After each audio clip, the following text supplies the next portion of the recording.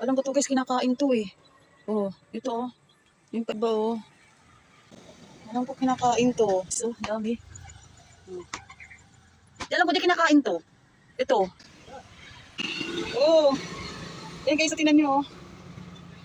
Alam ko kinakain to. Yan guys oh. Diba? Totoo.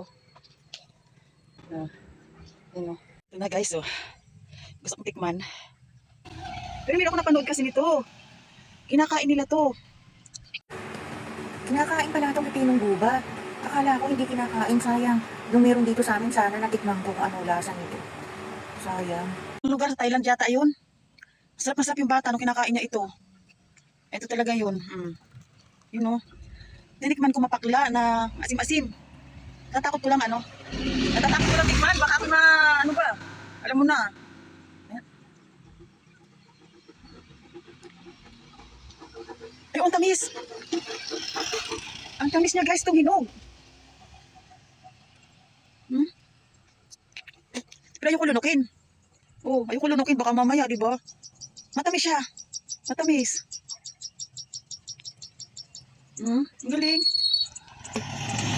Kinakain talaga siya guys. Matamis, para ayoko lang lunukin. Lasa. Dinibdim ko lang ng dila. Medyo matamis talaga siya. Kasi ibang basa kasi nakita ko yung bata. Kumakain talaga. Tapos yung mga baging-baging ng ano nito. Kinukwintas pa nga niya eh. Pinakita ko siya ng pitas mo sa kanyang liig. Para siyang pipino style. Ang kanyang balat. Paghilaw.